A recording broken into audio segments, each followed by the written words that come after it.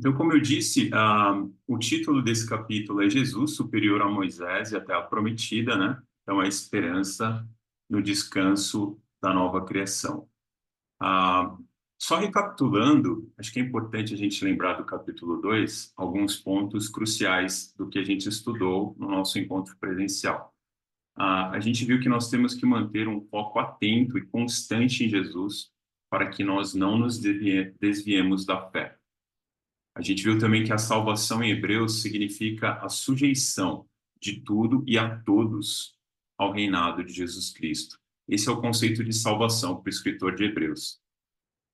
Jesus ele também se tornou o verdadeiro e autêntico representante da humanidade aos olhos de Deus, sendo bem-sucedido, ou seja, ele venceu em áreas onde nós falhamos, né, uma vez que o pecado entrou na humanidade. E é interessante aqui, porque se Jesus é esse ser humano perfeito, e a gente segue a nossa vida imitando os passos, os pensamentos, as atitudes, de Jesus, o que isso significa? Que nós também vamos nos aperfeiçoando como seres humanos e vamos vivendo, ah, uma vida conforme o desejo de Deus desde o princípio para a gente. A gente se torna e se aperfeiçoa como ser humano à medida que a gente segue Jesus, que foi o ser humano perfeito aos olhos de Deus. Um outro aspecto também, que é um dos grandes milagres, além da ressurreição, a gente falou bastante sobre isso na última aula, é a realidade transformadora do Cristo encarnado. Eu tinha dito que, ah, para alguns estudiosos, como C.S. Lewis, a encarnação ela foi um dos maiores milagres, se não o maior milagre que Jesus fez, vindo ao mundo como Deus. Depois a gente vê que na cruz Jesus ele triunfou sobre aquele, né, que tem ou tinha o poder sobre a morte, ou seja, o diabo. E por consequência, quem confia em Jesus fica completamente liberto do medo da morte. Realmente isso é muito especial e muito encorajador, a gente viver uma vida em que nem a morte é capaz de nos abalar. E por último, né, aquela escritura que Jesus ele é capaz de socorrer também quem está sendo tentado, porque ao longo da vida, Jesus tendo a condição humana, ele sofreu e ele foi tentado, então ele é capaz de se familiarizar com as nossas lutas. Tá certo? Então aqui foram alguns dos tópicos que a gente abordou no capítulo 2 e a gente vai avançar agora para o capítulo 3. E eu vou ler com vocês o capítulo, então. Começando aqui, portanto, santos irmãos, participantes do chamado celestial, fixem os seus pensamentos em Jesus. Então, aqui já é uma orientação central do autor. Quem? Apóstolo e sumo sacerdote que confessamos. É interessante pensar que a igreja do primeiro século, esses irmãos, tinham uma confissão de fé em que Jesus Cristo era considerado como apóstolo e sumo sacerdote de suas vidas. Daí ele continua: ele foi fiel àquele que o havia constituído, assim como Moisés foi fiel em toda a casa de Deus. Jesus foi considerado digno de maior glória do que Moisés, da mesma forma que o construtor de uma casa tem mais honra do que a própria casa, pois toda a casa é construída por alguém, mas Deus é o edificador de tudo. Moisés foi fiel como servo em toda a casa. E aqui a gente começa a ver uma atribuição à funcionalidade de Moisés. Ele foi servo, dando testemunho do que havia de ser dito no futuro. Mas Cristo é fiel como filho sobre a casa de Deus. E aqui a gente vê essas preposições: Moisés, servo na casa, Jesus, filho sobre a casa. E a gente vai falar mais sobre isso, mas isso é central aqui no capítulo 3 de Hebreus. E essa casa somos nós, se é que nos apegamos firmemente à confiança e à esperança da qual nos gloriamos. Assim, como diz o Santo Espírito, hoje, se vocês ouvirem a sua voz, não endureçam o coração como na rebelião durante o tempo da provação no deserto, onde os seus antepassados me tentaram pondo-me à prova, apesar de durante 40 anos terem visto o que eu fiz. Interessante a citação de uma escritura do Antigo Testamento, tendo como o autor daquela inspiração o Santo Espírito. É por isso que eu deixei aqui em cinza a cor do Santo Espírito. Talvez você tenha notado. Verde é uma referência a Jesus. Deus, tudo que tiver meio de tom alaranjado é uma referência a Deus. E assim a gente vai dividindo os temas do capítulo, né? A presença de Deus, do Santo Espírito, de Jesus. Aquilo que está em roxo se refere a nós, aos leitores do primeiro século, e até mesmo os nossos irmãos do Antigo Testamento. Tudo que está em roxinho é mais para unificar essa presença na Escritura, comunicando a gente. Continuando, por isso, fiquei irado contra aquela geração e diz, o seu coração, ou seja, né, o coração daquela geração, a gente pode pensar no nosso coração hoje em dia, certo? O seu coração está sempre se desviando e eles não reconheceram os meus caminhos. Assim jurei na minha ira, jamais entrarão no meu descanso. Cuidado, irmãos, para que nenhum de vocês tenha um coração perverso e incrédulo que se afaste do Deus vivo.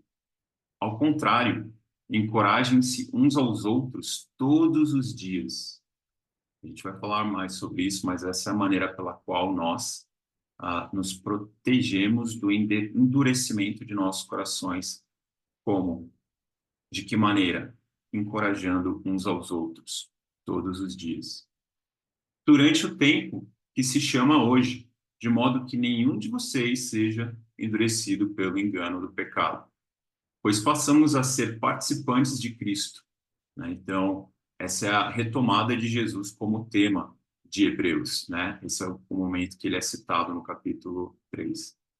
Desde que, de fato, nos apeguemos até o fim. Ai, desculpa, gente. Desculpa.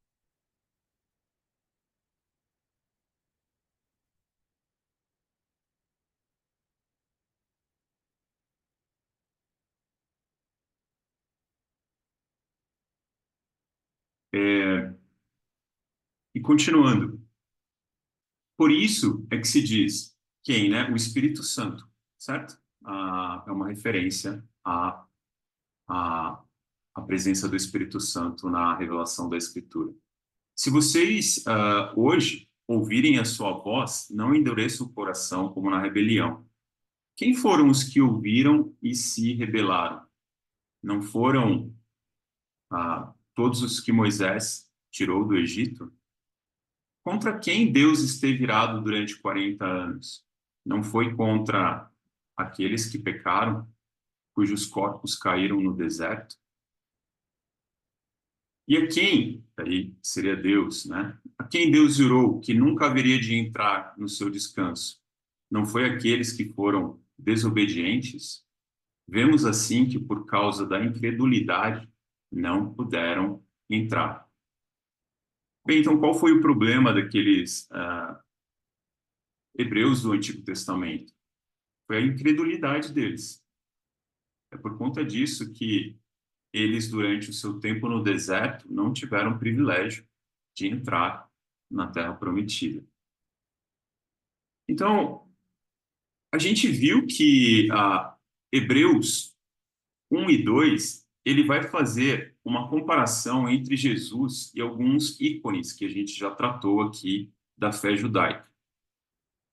Foi falado sobre todos aqueles que vieram antes, né? Todo tipo de revelação que teve através dos profetas, através de pessoas que escreveram diversas formas e gêneros literários da palavra e a vontade de Deus. A gente viu também a presença dos anjos, que foi assim crucial na comparação dos dois primeiros capítulos entre a superioridade de Jesus em relação aos anjos. E agora o que a gente começa a perceber é uma comparação que o autor vai fazer com Moisés. E a gente fica com a pergunta, né? É importante, quem é Moisés dentro da perspectiva e do imaginário das pessoas daquele tempo? Ele foi o receptor e o transmissor da lei de Deus. Então, ele é reconhecidamente o legislador do povo de Israel. Os anjos, eles fizeram a mediação. Então, eles trouxeram a lei de Deus, mas Moisés, após ter recebido essa lei, é ele quem faz a transmissão dessa lei ao povo de Israel. Então, o autor ele está trazendo aqui duas figuras que são de maior representação para quem tem uma formação tradicional judaica, né? Os anjos e também Moisés. Mas agora, para pensar, aqueles judeus do primeiro século haviam sido convertidos ao cristianismo. Então, eles precisavam compreender que Jesus era maior. Então, por mais que Moisés ele tivesse um lugar de importância para esses judeus cristãos, e de fato ele tem, agora esses cristãos eles precisavam entender qual era a real supremacia de Jesus sobre Moisés, né? Então, embora os anjos e Moisés tenham um lugar na história da redenção do povo de Deus, a última palavra é de Jesus. Lembrando, né, que quando Jesus ele fica do seu tamanho apropriado, todas as outras coisas também vão ficar do seu devido tamanho. E aqui Jesus ele deve ser colocado no centro. Ele é superior e ele inaugura o seu reino, ou seja, ele inaugura uma nova era em que o reino celestial de Deus chega à Terra por meio única e exclusivamente de Jesus Cristo. Então, todas as coisas precisam ser reposicionadas a partir de quem é Jesus e do que ele está inaugurando. Isso é muito importante. E é por isso que esse capítulo 3 ele começa com uma fala direta do autor aos seus leitores, né? Como santos e participantes do chamado celestial, né?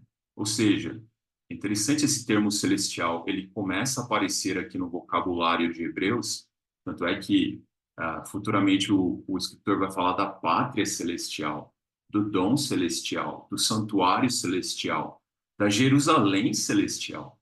Então, esse povo, que é um povo que tinha um chamado celestial, ele precisava fixar os seus pensamentos em Jesus Cristo. Ele precisava considerar, ponderar, meditar, concentrar os seus pensamentos na pessoa de Jesus Cristo. Isso é chave em Hebreus. E se você para refletir, existe um conselho melhor que a gente poderia dar para qualquer cristão, não é?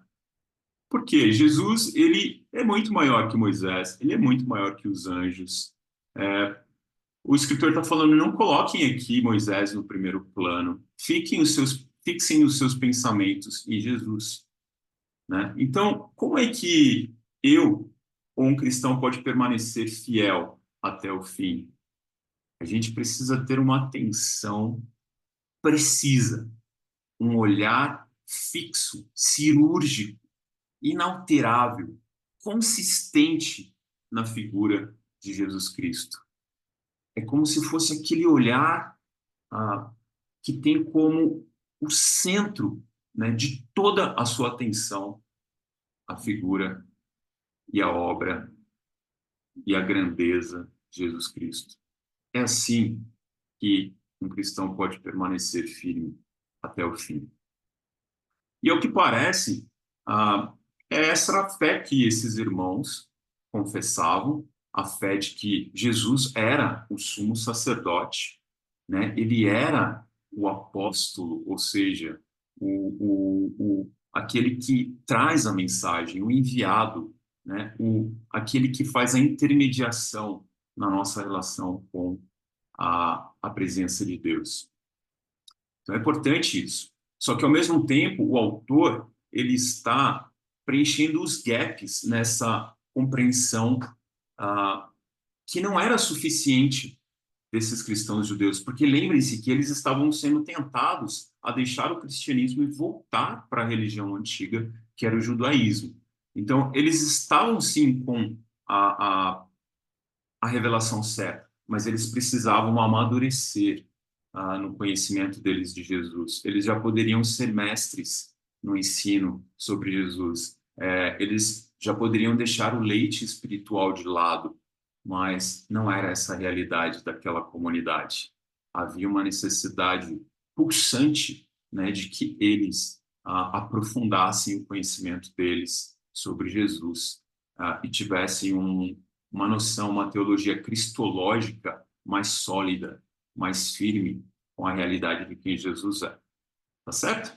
Então, daí Moisés ele entra em cena e o autor ele vai começar a estabelecer, né, a comparação entre Jesus e Moisés. E o primeiro aspecto que aparece, né, tudo isso vai estar ali entre os versículos 2 e 6, é a questão da fidelidade. Ele vai falar que Jesus foi fiel àquele que o havia constituído, assim como Moisés foi fiel a toda a casa de Deus. Então, ambos foram fiéis, certo? A diferença é que Moisés ele foi fiel na liberação dos israelitas, vocês lembram da história, né, da escravidão egípcia, e ele conduziu esses hebreus do Egito até a Terra Prometida. E Jesus foi fiel em quê? Jesus foi fiel na liberação, né, de todos os que creem da escravidão do pecado, ou seja, aí há de fato uma influência espiritual demoníaca. É por isso que Hebreus vai falar que Jesus ele venceu aquele que tinha o poder sobre a morte. E fez o que? Ele nos conduz, o que a gente vai ver no próximo capítulo, na próxima aula, ao descanso sabático, tá certo? Então, a fidelidade é um primeiro aspecto. O autor ele começa a fazer paralelos, né, o que na cultura hebraica é chamado de paralelismos entre Moisés e Jesus. Um outro aspecto é a glória. Ele vai falar que Jesus foi considerado de uma maior glória do que Moisés. Da mesma forma que o construtor de uma casa tem mais honra do que a própria casa. Então, a semelhança entre os dois é que os dois têm glória. E é interessante, né? Porque existem episódios nas escrituras que talvez imediatamente a gente se recorde de quando Moisés ele desce do Monte Sinai com o rosto coberto, porque existia um esplendor glorioso no seu rosto, ah, quando ele trouxe a lei para o povo de Israel. Da mesma maneira, Jesus, ele tem um episódio que a gente encontra nos evangelhos do Monte da Transfiguração, em que ele é absolutamente alterado, né, a sua imagem, a sua aparência, e ele é revestido de glória. Então, a gente tem um paralelo aqui. Qual que é a diferença, no entanto? A diferença é a quantidade de glória, certo? Que Jesus tinha, que era infinitamente superior à glória de Moisés. E daí a gente vê aqui a ideia, uma analogia a um construtor de uma casa. Ele tem mais glória do que a casa, ou seja, Jesus é o construtor da casa. E, obviamente, Moisés faz parte da casa, mas quem é o arquiteto e construtor da casa é Jesus. Por isso que ele tem muito mais glória, certo? E é interessante aqui, porque a Escritura vai trazer, mas Deus é o edificador de tudo. E a gente percebe que o verbo que é utilizado no original para destacar a superioridade de Jesus mostra que a ação de Deus, o mesmo verbo que é utilizado para Deus, também é utilizado para Jesus Cristo. É um detalhe bem intrigante, interessante aqui, né? Então, o que que isso implica? Que os dois fizeram uma obra conjunta, os dois participam da mesma obra. E a gente lembra no Evangelho quando Jesus, né, ele vai falar que as minhas obras são as obras do meu Pai, como por exemplo no tanque de Betseda. ele diz isso, e a gente vê essa relação muito estreita do que Jesus faz com o que o Pai faz, né? Daí, um outro aspecto, além da glória, é a questão da função. E aqui a gente percebe que ah, o autor de Hebreus ele vai falar que Jesus ele foi como o filho sobre a casa, enquanto que Moisés ele foi o servo na casa, né? São funções bem distintas, né? Algo interessante é que a palavra, normalmente no Novo Testamento, a palavra para servo é doulos. Só que aqui uma palavra, essa é a primeira e última vez que essa palavra descreve Moisés, serapom. Por que que isso é curioso? Porque doulos era aquele servo ralé, né? Aquele que estava na base da pirâmide social. Um servo sem vontade própria, que tudo sujeitava ao seu senhor. E é curioso, porque é assim que o apóstolo Paulo se descreve. Quando ele se chama de servo do Senhor Jesus, ele fala, eu sou doulos. E é assim que ele descreve a igreja também, a maneira como nós devemos ser servos diante do Senhor Jesus. Só que, curiosamente, aqui o escritor usa esse termo para Moisés como serapom. O que que isso quer dizer? É que ele é um atendente, ou seja, ele, ele, ele recebeu uma comissão especial, né? Existe aí uma diferença. Ele prestou um serviço. Ele não era apenas um escravo, né? É como se ele tivesse dizendo que Moisés era mais importante do que um escravo, né? Mas infinitamente menos importante do que Jesus, porque Jesus é o Filho, certo?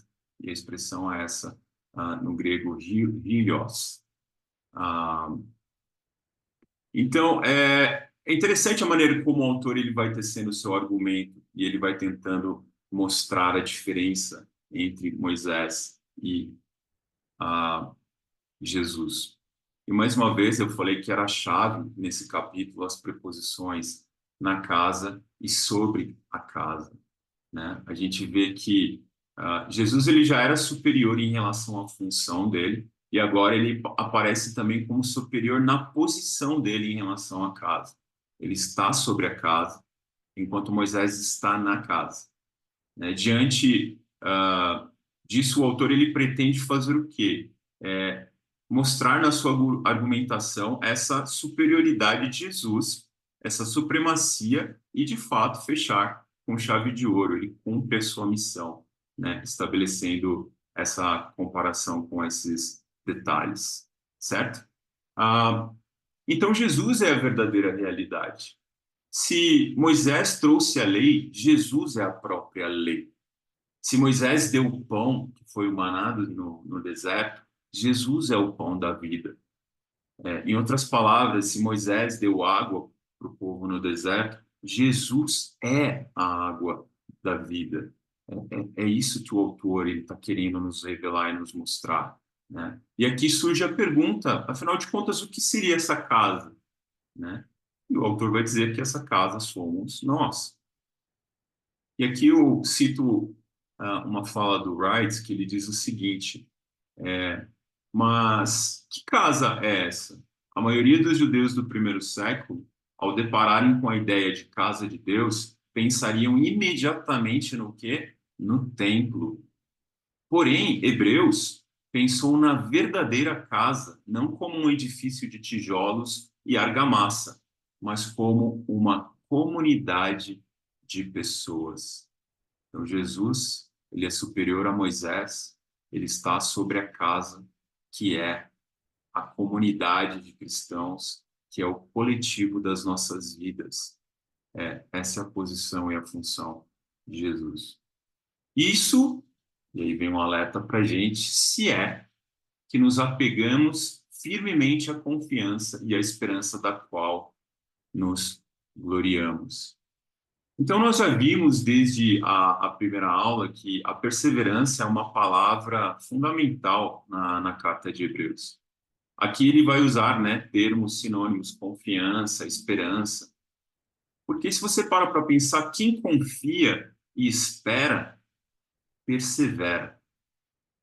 Enquanto a casa é de Deus, a gente deve confiar. Se eu sou casa de Deus, eu devo esperar e, portanto, eu devo perseverar. Então, a confiança e a esperança no quê? Mais uma vez, né? Eles confiavam e eles tinham a profunda esperança de que Jesus era o apóstolo e sumo sacerdote, o enviado e o mediador da relação deles com Deus. Confiança e profunda esperança. E a gente deve se perguntar, né? Qual área da minha vida eu ainda não tenho sujeitado a Deus com profunda confiança e esperança? Se eu sou casa de Deus, eu realmente preciso exercer essas características da fé cristã, profunda confiança e profunda esperança no amor e nos planos de Deus para a nossa vida como comunidade, para a nossa vida também como indivíduo. Né? Ou seja, a confiança e a esperança são as condições de possibilidade para ser a casa de Deus, o povo de Deus, a família de Deus. Sem essas características é impossível ser tal coisa. Faz sentido? Espero que seja fazendo sentido. No final, a gente vai abrir um espaço para as perguntas de vocês, tá bom? E aqui começa, então, a segunda das 5 exortações que tem na carta de Hebreus. A gente já viu a primeira exortação anteriormente, em que a gente deveria manter atento, tomar cuidado, para que a gente não desvie o nosso olhar de Jesus. E a analogia foi como um barco, né, que está atracado, que ele deve ficar firme no porto, para que ele não seja movido para longe do local seguro dele por meio das marés, certo? A gente falou um pouquinho disso antes. Essa foi a primeira advertência. E aqui a gente vai ver a segunda advertência. E o autor ele vai usar a presença do Espírito Santo dando esse alerta, né? E a passagem é aquela que a gente viu, né? Uma referência a Salmo 95. Hoje, se vocês ouvirem a sua voz, não endureçam o coração como na rebelião. Daí ele vai falar durante o tempo, os 40 anos que os hebreus ficaram no deserto, eles tentaram a Deus, o colocaram à prova, irritaram a Deus, né? E ele vai falar que a característica do coração deles é se desviar, estão sempre se desviando. Olha como isso vai nos lembrar da primeira exortação, né? Aquele barco que fica à deriva e ele vai se desviando do porto. E é exatamente, olha como isso, de certa maneira, é retomado aqui. É um coração que sempre vai se desviando, né? E eles não reconheceram o meu caminho. Deus faz um juramento, jamais entrarão no meu descanso.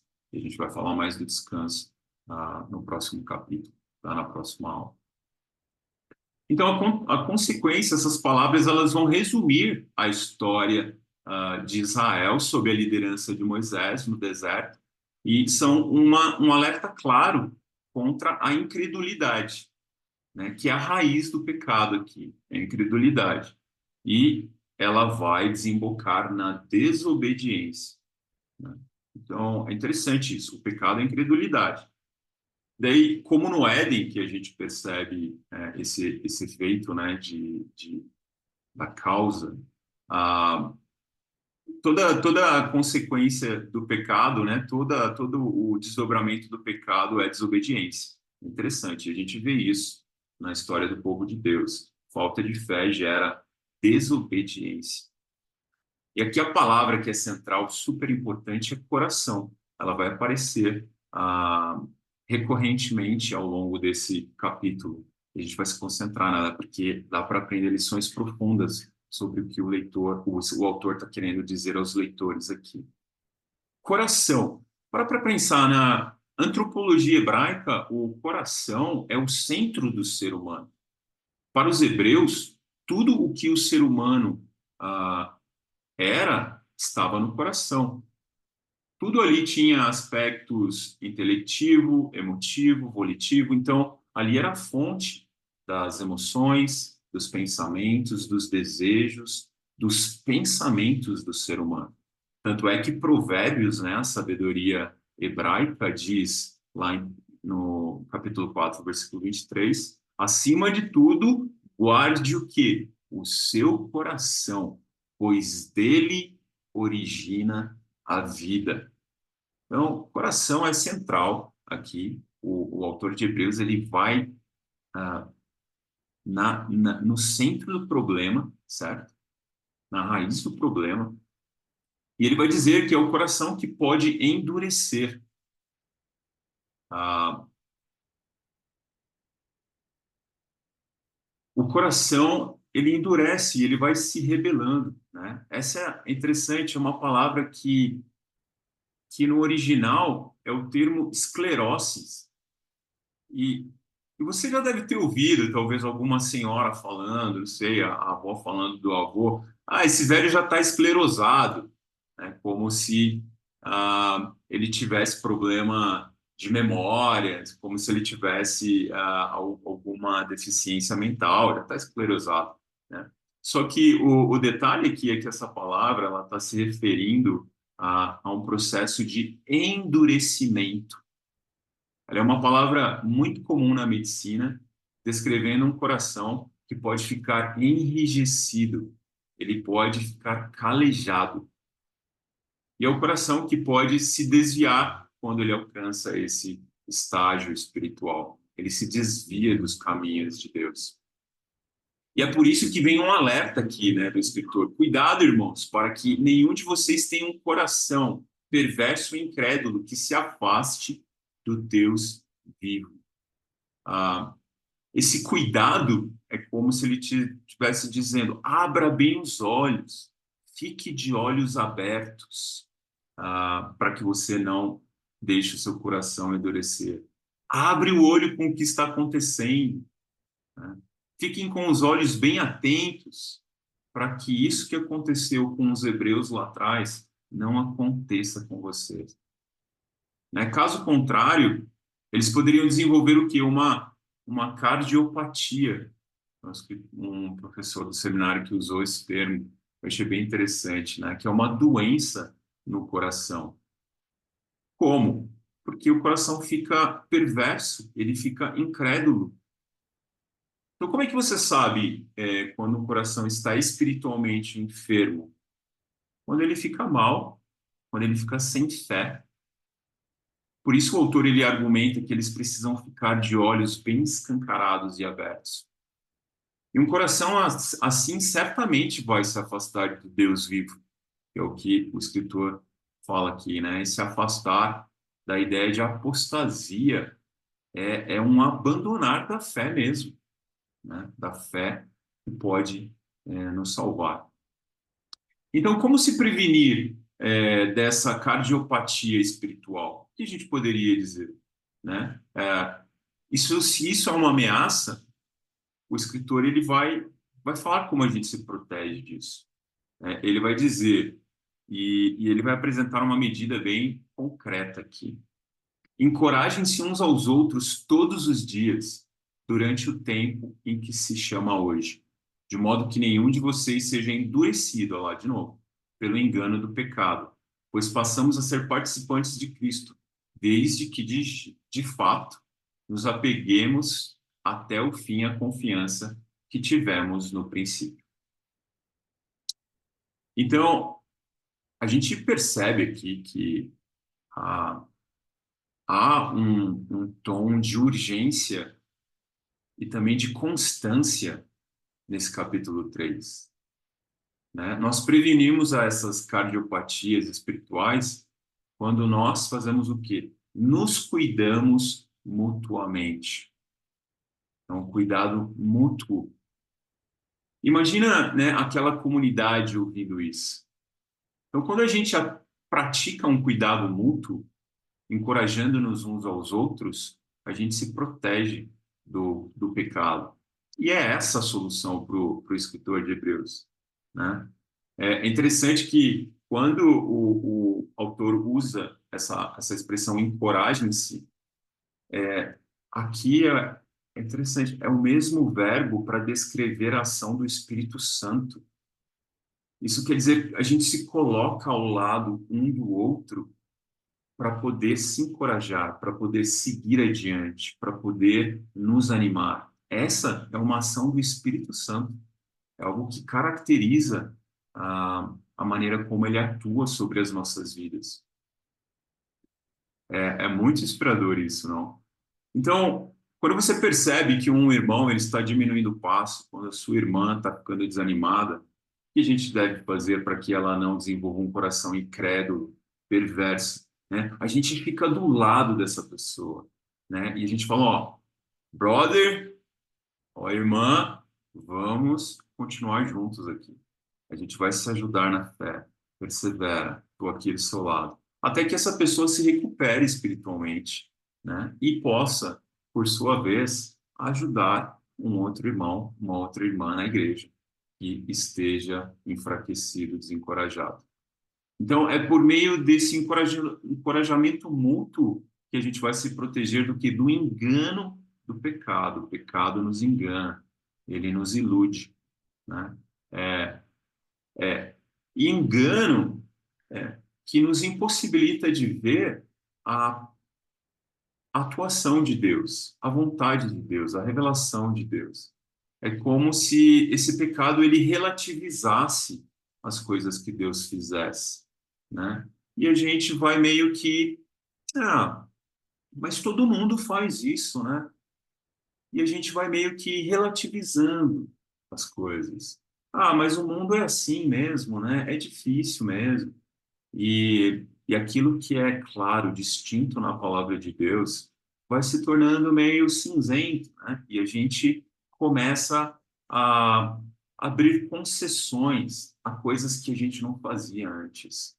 A gente vai permitindo, e é de maneira sorrateira, aquilo vai entrando no nosso coração. A gente vai sendo enganado pelo pecado, né? A gente vai se afastando do porto seguro, a gente vai deslizando. Ninguém cai da fé da noite para o dia, né? A gente desliza primeiro várias vezes, porque o pecado ele vai enganando. E a gente vai naturalizando a prática do que é errado, até que uma hora parece que é normal. A gente acha que aquilo é normal.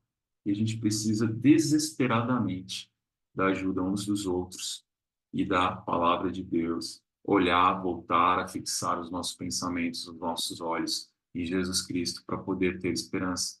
Porque senão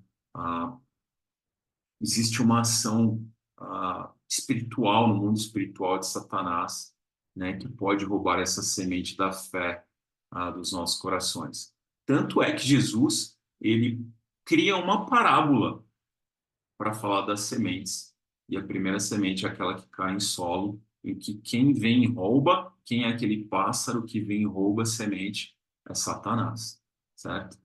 Ah, então, né, assim, só retomando, como é que se dá esse encorajamento mútuo, né? Ele se dá, lembra, antes da gente se pôr ao lado um do outro, a gente precisa primeiro, o que a gente aprendeu nesse capítulo? Fixar os nossos olhos em Jesus Cristo, os nossos pensamentos em Jesus Cristo, que é o apóstolo e sumo sacerdote da nossa fé, né? Então,